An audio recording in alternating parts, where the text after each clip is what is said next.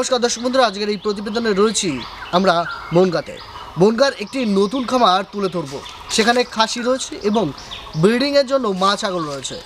সেই ফার্মের চিত্রই তুলে ধরব। আশা করছি এই ধরনের প্রতিবেদন একেবারে নতুন। তার জন্য প্রতিনিয়ত নতুন প্রতিবেদন দেখার জন্য আমাদের চ্যানেল AJ এগ্রোকে সাবস্ক্রাইব করতে হবে। সাবস্ক্রাইব করে আমাদের সঙ্গে থাকুন এবং নতুন নতুন ছাগল রিলেটেড নতুন প্রতিবেদন দেখুন। আশা করছি এই প্রতিবেদনে ফেরার আগে আমাদের চ্যানেলটিকে আপনি সাবস্ক্রাইব করে নিয়েছেন। তো চলুন বিস্তারিত জানি খামারির কাছ থেকে এবং নতুন খামারি কী অভিজ্ঞতা আপনাদেরকে দিচ্ছে সেটাই জানাবো আজকের ভিডিওতে। This channel does not promote any violent, harmful or illegal activities. All content provided by this channel is meant for an education purpose only. আমার সঙ্গে আছেন পলাশদা নতুন একটি ছাগলের খামার করছেন, যেখানে 1000 স্কোয়ার ফুট ঘর রয়েছে। পলাশদা, এই যে আপনি ঘরটা তৈরি করলেন, টোটাল জমির এরিয়া কত রয়েছে এবং ঘরের তো বলছেন 1000 স্কোয়ার ফুট, জমির এরিয়া কতটা রয়েছে? দাদা, আমার এখানে এই মুহূর্তে টোটাল বাউন্ডারি আছে 2 বিঘার উপর। 2 বিঘার উপর টোটাল বাউন্ডারি। এই যে 1000 স্কোয়ার ফুট ঘর করলেন, এখানে মা ছাগল কতগুলো রাখবেন এবং আপনি তো বলছেন খাসি করবেন, খাসি কতগুলো রাখবেন? অ্যাকচুয়ালি এখানে 1000 স্কোয়ার ফুট 100 ছাগলের এখানে টার্গেট রয়েছে। তো সেখানে দাঁড়িয়ে আমাদের ইচ্ছা 30টা দিয়ে ধাড়ি দিয়ে শুরু করা, আর অন্তত 20টা মতো খাসি দিয়ে শুরুটা করতে চাইছি। শুরুটা আস্তে আস্তে মাল ঢোকাচ্ছেন। আজকে মনে হয় 15টা না 12টা ঢুকলো। আজকে 12টাতে শুরু করলাম। আজকে শুরু। এই যে আপনি কোন পরিকল্পনা নিয়ে এই খামারে এসেছেন? একটা পরিকল্পনা তো মানুষের থাকে। অ্যাকচুয়ালি বেকারত্ব বাড়ছে দিনের পর দিন, চাকরি কোথায়, চাকরি বাকরি নেই, আর ব্যবসায় কম্পিটিশান রয়ে গিয়েছে। তো এটা এমনই একটা ব্যবসা যেটা দেখলাম খাসির মাংস প্রতিনিয়ত দাম বাড়ছে। এটা পচা জিনিস না। তারপরে ইউটিউব কিছু ভিডিও দেখে একটু ইন্টারেস্ট হয়ে গেল, তো ভাবলাম চলো শুরু করা যাক। সেই হিসাবে এই পদক্ষেপটা আমার নেওয়া। কেমনভাবে ঘর করেছেন, ঘরে কত ইনভেস্ট করেছেন, ঘরের ভিতরে গিয়ে কথা হবে চলো।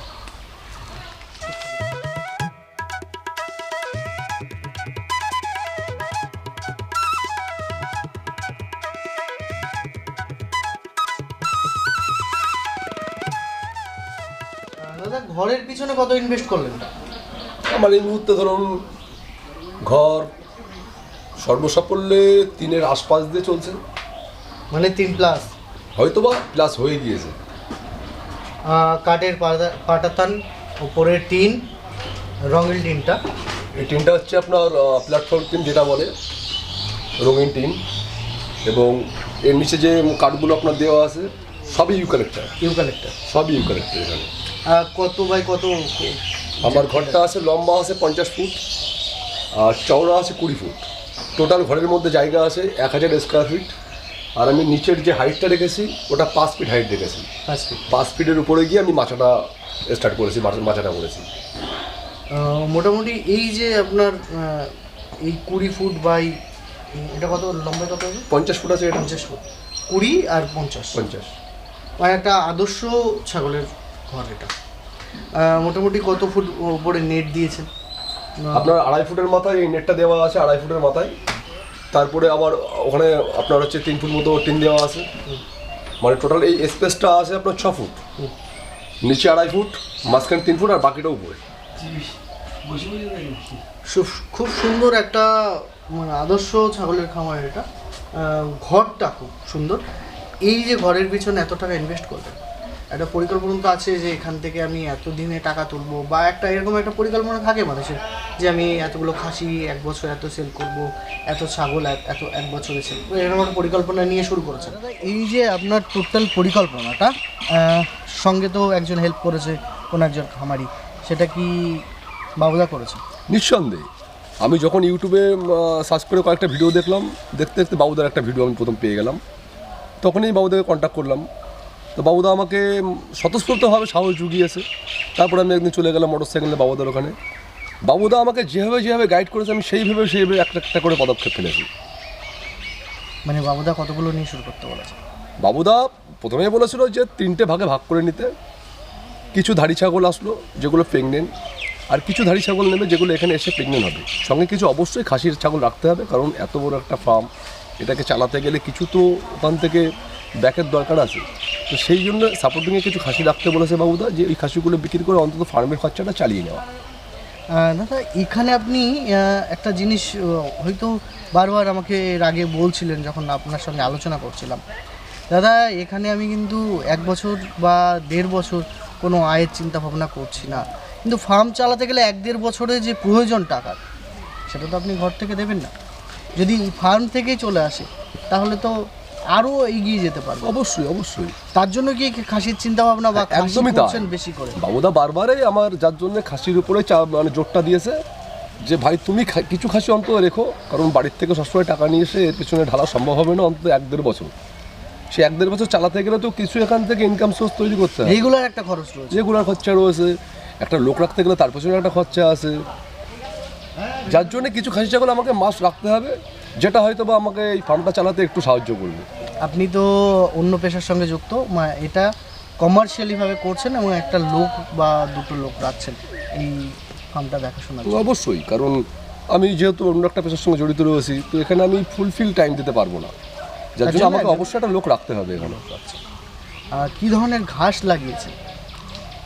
আমি ইউটিউব সার্চ করে যা দেখেছিলাম, তারপরে গিয়ে বাবুদার সঙ্গে একটু আলোচনা হলো, তা বাবুদাই নিজে আমাকে সাজেস্ট করলো যে পলাশ তুমি এই ঘাসগুলো লাগাও, এই ঘাসগুলো ছাগলের ক্ষেত্রে খুবই প্রয়োজনীয়তা রয়েছে এবং খুব প্রয়োজন হবে। বাবুদা কোন ঘাস সাজেস্ট করেছে? বাবুদা যেমন আলফাটা বাবুদা সাজেশন করেছিল, নেপিয়ারটা বাবুদা সাজেশন করেছিল, অজানা হাইব্রিডটা বাবুদা সাজেশন করেছিল। এই মুহূর্তে আমি আপাতত 3 রকম ঘাস লাগিয়েছি, যেটা হচ্ছে আলফা, অজানা হাইব্রিডটা আছে ওখানে, আর ওখানে আছে COCN4টা আছে ওখানে, আর আমার আপাতত 16 নেপিয়ারটা ওখানে ওই COCN4টা, ওটা তো নেপিয়ারের একটা প্রজাতি। আর কিছুটা ধনচে লাগানো হয়েছে ওখানে, 8 কাঠা মতো ধনচে লাগানো হয়ে গিয়েছে। সেই সঙ্গে আমার 16 কাঠা জমি আবার চাষ দেওয়া হয়ে গিয়েছে, বাবুদা কাটিংটা দিলে আমি লাগাবো ওখানে। ওই 8 কাঠা করে ভাগ করে দেবো, ওটা স্মার্ট নেপিয়ার পড়বে 8 কাঠা, আর 8 কাঠা পড়বে জারা। ঘাসের পরিকল্পনা খুব সুন্দর, এবং আপনার ছাগল তো ফার্মে ঢুকে গেছে, আজকেই ঢুকলো 12টা ছাগল। এই 12টা মোটামুটি কি ইস্যুতে নিয়ে এসছেন? এখানে এই মুহূর্তে ধাড়ি ছাগল, ধাড়ি তো না, এগুলো হচ্ছে বকরি বলে আমি যতদূর জানি।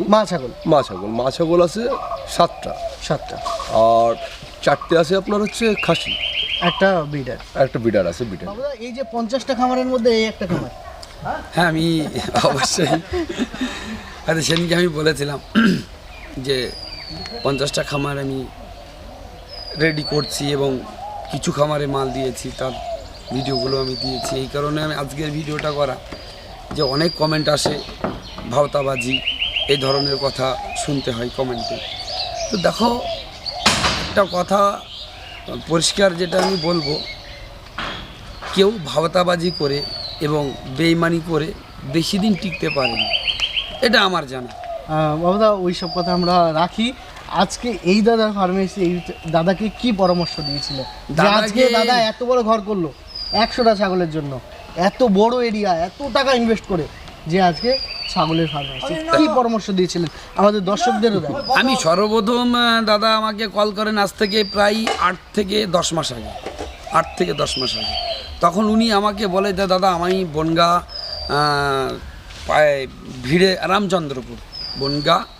রামচন্দ্রপুর থেকে বলছি, আমি এখানে কেবিলের ব্যবসা করি, তো এর সাথে সাথে আমি ছাগলের খামার করতে চাই।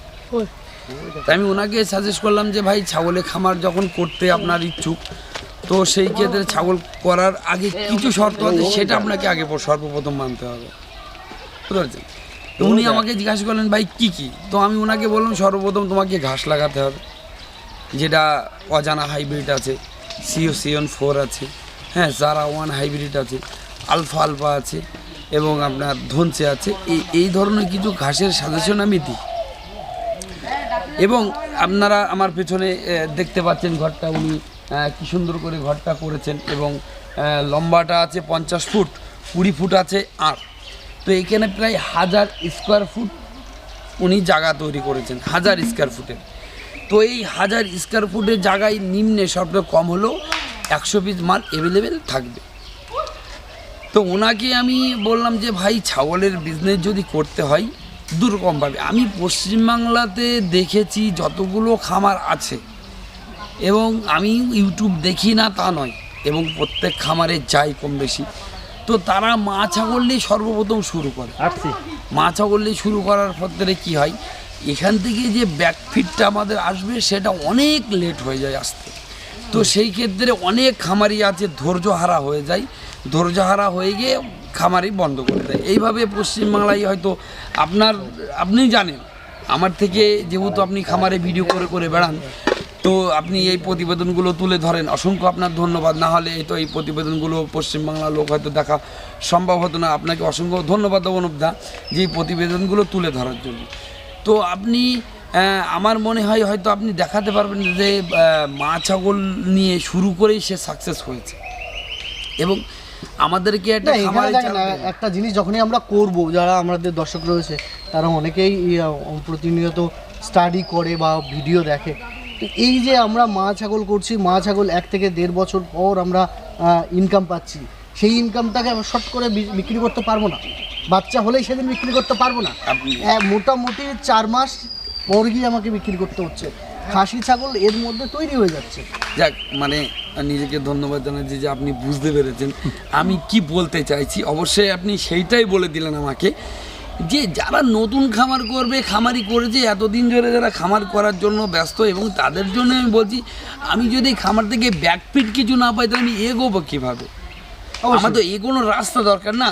আরে আমি একটা কাজ করি, সেই কাজের পরিশ্রমটা যদি আমি এর মধ্যেই দিয়ে দিই তাহলে আমার ফ্যামিলি কীভাবে বাঁচবে, তাই না?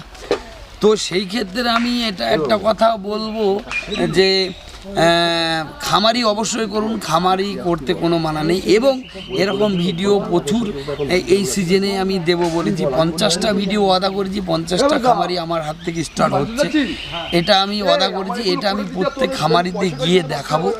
আজকে আরেকটা আমি দেখিয়েছি, এর আগে আরেকটা আমি ভিডিও একটা চ্যানেলে দিয়েছিলাম, সেটা হলো আপনার বিরাতে একটা ফার্ম আমার হচ্ছে, তারপরে আপনার গোবরডাঙ্গাতে একটা ফার্ম হচ্ছে, কানলাতে একটা ফার্ম হচ্ছে, মুর্শিদাবাদে একটা ফার্ম হচ্ছে। এই যে ফার্মগুলো হচ্ছে, এই ফার্মে প্রত্যেকটা আপনি বলছিলেন যে 50টা ফার্মে ফ্যাটামির উপরে, বেশিরভাগ নয়। আমি 50টা ফার্ম এই সিজনে রেডি করছি, 50টা ফার্ম ফ্যাটারিংয়ের উপরে। কেন ফ্যাটারিং ছাড়া মুশকিল ফার্ম চালানো, আমি বলে হয়তো বোঝাতে পারছি না। ফ্যাটারিং ছাড়া ফার্ম চালানো মুশকিল, তুমি লাভ করবে কি?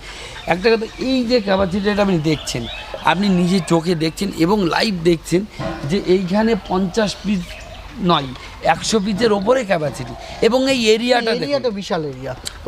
একবারে ক্যামেরাটা ঘুরিয়ে দর্শকদের এরিয়াটা যদি দেখান তাহলে আরও হয়তো ভালো বিশ্বাস করবে যে এই এরিয়াটা এত সুন্দর জায়গা, যে এইখানে আমি যদি 100 পিস মাল ছেড়ে রাখি তাহলে এদের কিন্তু গায়ে গা ঠেকবে না, বুঝতে পেরেছেন? তো সেই ক্ষেত্রে আমি বলবো, দেখুন আজকে যে মালগুলো আমি দিয়েছি, 15 পিস মাল দিয়েছি, এখানে 15 পিস মাল দিয়েছি, কিন্তু আপনার ফার্মগুলো ঘুরিয়ে দেখালো হয়তো মাল দেখতেই পেলেন না, ঠিক না? আপনার 15 পিস মাল এখানে আপনাদের নজরে আসলো। আমি এখানে 12 পিস ছাগল দিয়েছি অনুপদা, সেটা তোমাকে বললাম, যেহেতু ইনি ট্রায়ের জন্য 12 পিস, হ্যাঁ ট্রায়ের জন্য 12 পিস নিলেন। তার সাথে কিন্তু আমি এখানে কিছু মেডিসিন সাজেশন করেছি, যেটা ডাক্তারের পরামর্শ নিয়ে এবং ছাগলগুলোকে চিকিৎসা করে, মানে চেক আপ করিয়ে, যে এই মেডিসিনগুলো যদি প্রয়োজন হয় ফার্মে আসার পরে, যদি কোনো রকম ঠান্ডা লাগে এবং কোনো রকম নিউমোনিয়ার দিকে যায়, তাহলে সেই মেডিসিনগুলোকে কিন্তু আমাদের এদেরকে ফিরিয়ে আনার জন্য সাহায্য করবে। জাস্ট এটা আমি দিয়ে গেলাম ছাগলের সাথে সাথে, যদি বুঝিয়ে দিয়ে গেলাম, এবং যদি প্রয়োজন হয় এটা ইউজ করবে, যদি প্রয়োজন না হয় তো ইউজ করার দরকার নেই।